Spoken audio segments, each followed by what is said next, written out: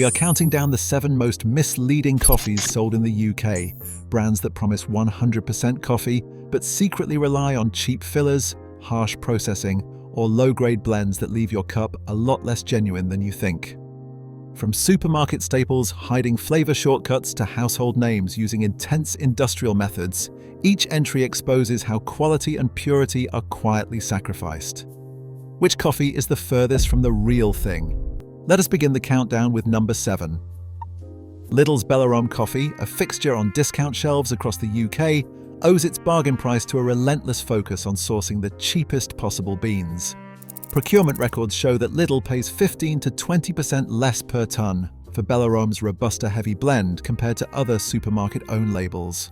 These beans, often shipped in bulk from Vietnam and Brazil, are selected with cost as the top priority, not flavour or origin. The result is a coffee that appeals to value-driven shoppers, but comes with a hidden trade-off. Blind tasting panels consistently describe Bellarom's brew as one-dimensional, harsh, and faintly bitter.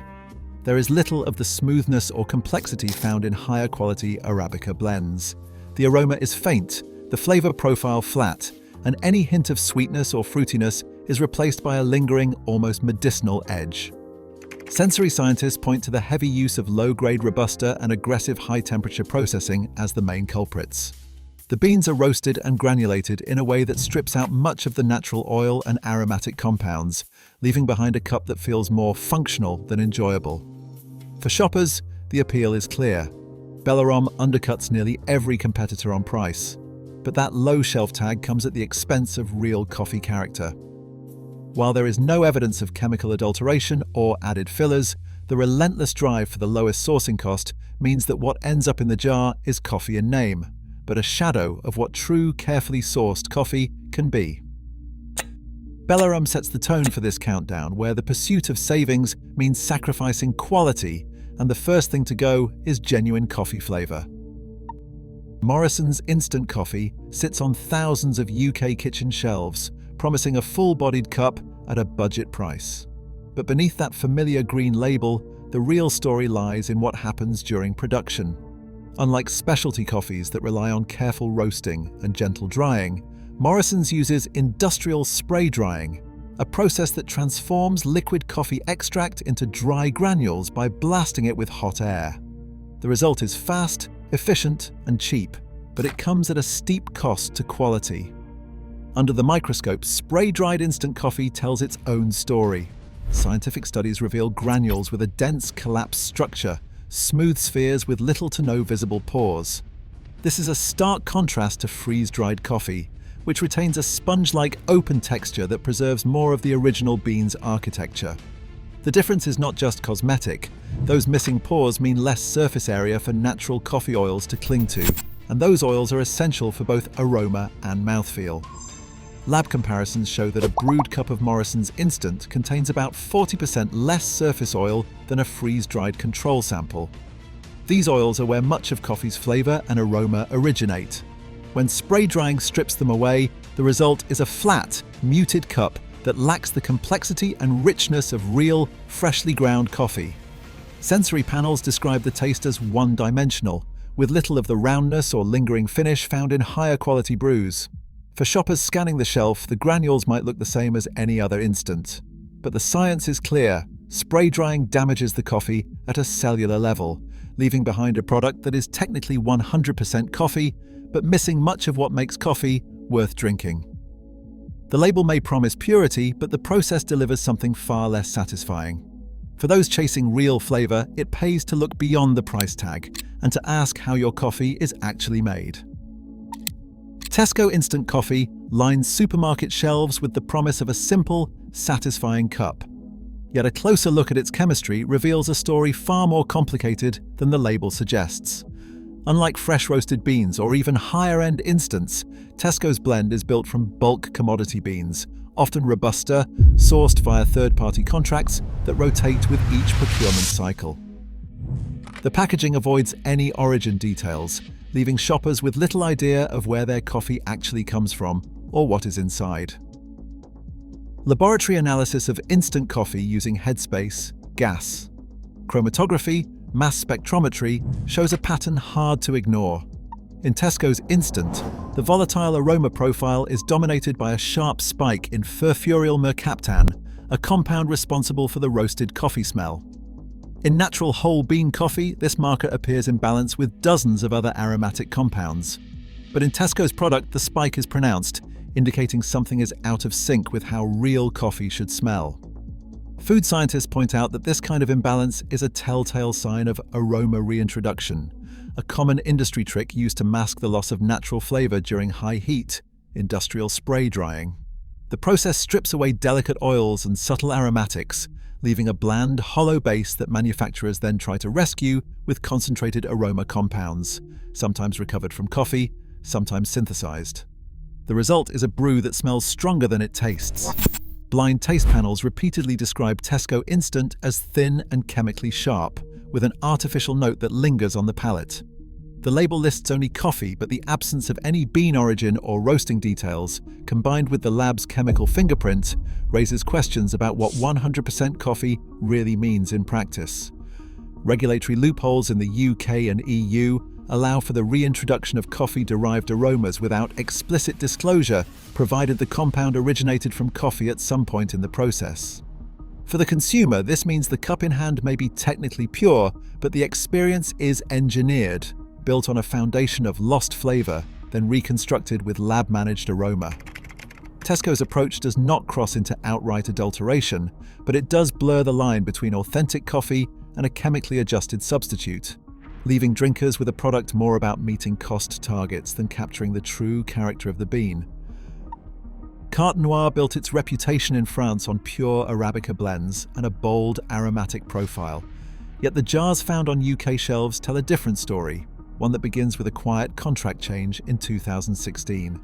Export invoices from that year show a new supply agreement for the UK market. The blend was reworked to include 45% Robusta, a sharp departure from the 100% Arabica standard still maintained in France. This was not a minor adjustment. Factory records from the Newcastle-under-Lyme plant detail a costly retooling that allowed bulk Robusta to be processed alongside existing Arabica lines. By 2018, the UK version was fully transitioned, and the label language softened. Where French jars still highlight Arabica d'exception, the UK packaging simply promises smoothness and rich flavour, quietly omitting any mention of bean type or origin.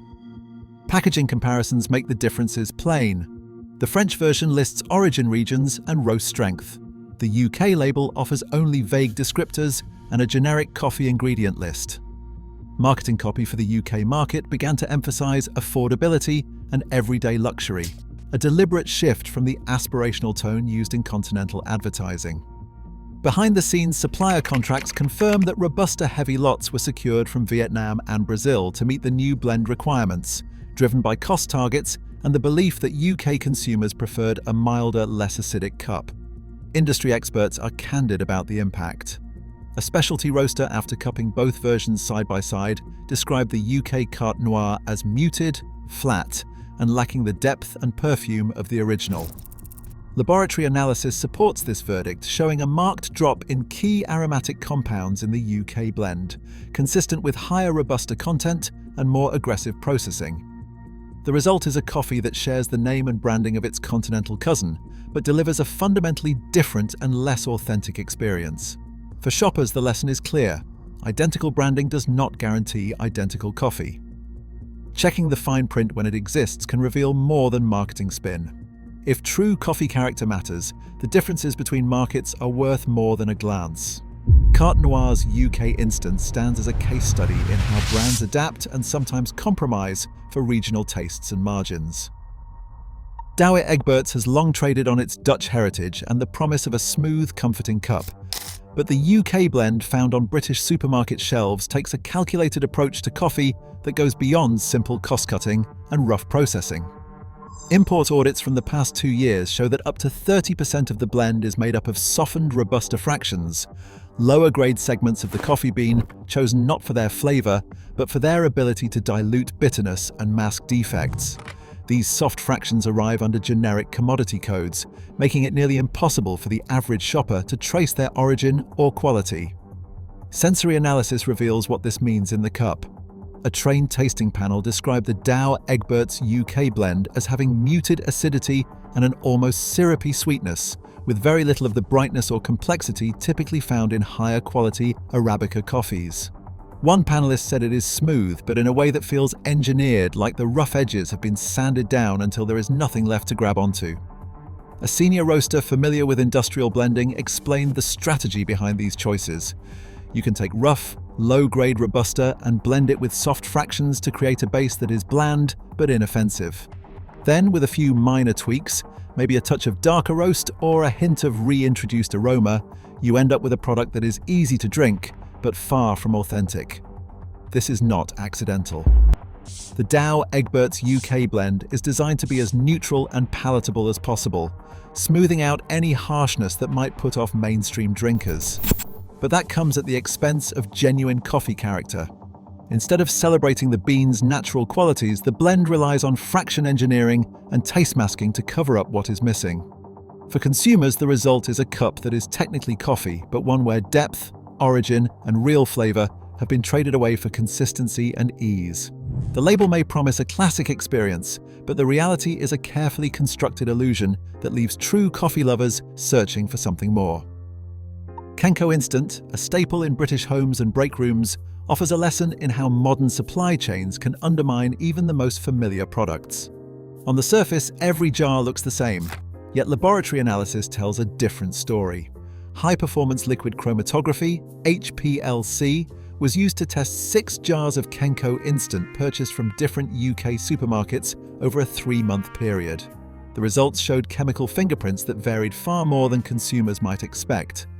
Chlorogenic acid, a key antioxidant and flavor marker in coffee, fluctuated by as much as 22% between batches. Some jars, coded to factories using mostly Vietnamese Robusta, showed a sharp drop in this compound compared to those with a heavier Brazilian component. Principal component analysis, a statistical method that plots chemical similarities, separated the samples into distinct clusters. One group, dominated by Vietnamese heavy lots, stood apart from those with more Brazilian beans, making it clear that what is inside the jar depends heavily on which supplier's beans happen to be cheapest or most available that month. This variability is not just academic. Chlorogenic acids contribute not only to coffee's health profile, but also to its bitterness and complexity. When their levels swing so widely, the taste and even the caffeine content of each cup can shift from jar to jar.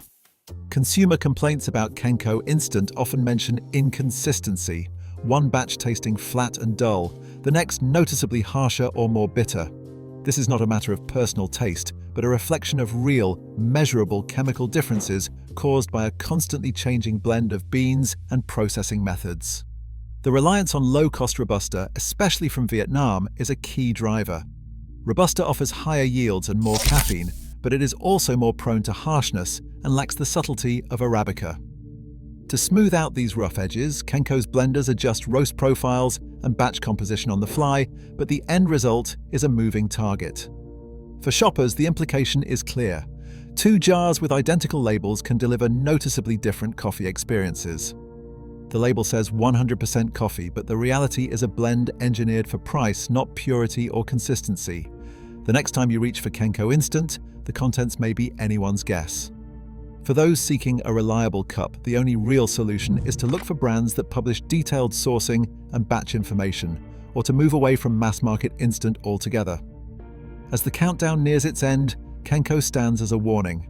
When supply chains chase the lowest cost, what is left in the jar is unpredictable, and the promise of true coffee gets lost in the shuffle.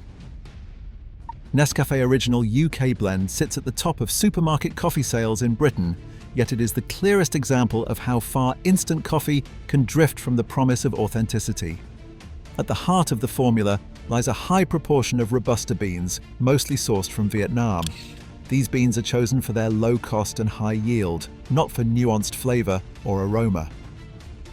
Internal procurement documents and commodity trade data confirm that more than 60% of the blend is Robusta, far higher than what is found in premium or continental blends.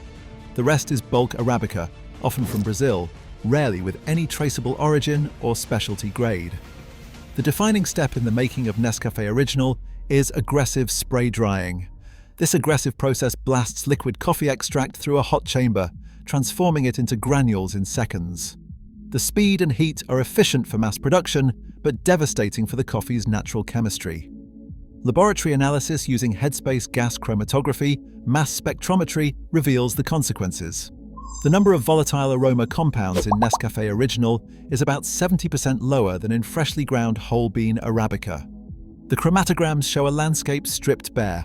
Where a specialty coffee might display dozens of peaks, Nescafe's instant blend offers only a handful, dominated by the blunt, earthy notes of Robusta. Chemical fingerprinting goes further. Diterpene marker analysis. Focusing on compounds like 16-O-methylcafestol confirms a ratio consistent with at least 62% Robusta content. This is not a minor adjustment, but a deliberate formulation designed to maximize output and minimize cost. The result is a cup that delivers caffeine and a generic coffee taste, but little of the complexity, sweetness, or lingering finish that define true, carefully roasted beans. Blind taste panels echo the chemistry. Descriptions range from sharp and hollow to bitter with a smoky aftertaste.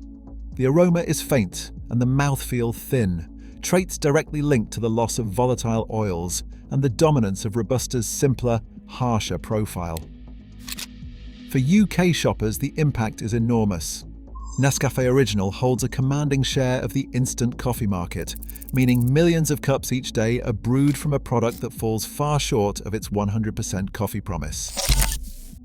The label is technically accurate, but the reality is a blend engineered for price, not for purity or true flavor. With the combination of extreme processing, bean selection driven by cost, and the sheer scale of its reach, Nescafe Original UK Blend stands as the most dramatic example of how industrial priorities can strip away the soul of coffee.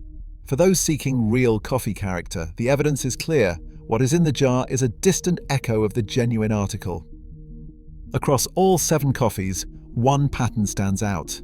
Convenience and cost have quietly replaced authenticity in the UK's daily brew. The dominance of highly processed, low-grade blends is not a fluke. It is a business model that banks on consumer trust. Coffee is not just a drink, it is a choice about what we accept in our cups. Demand better, and the market will follow. Which brand surprised you most? Let us know in the comments.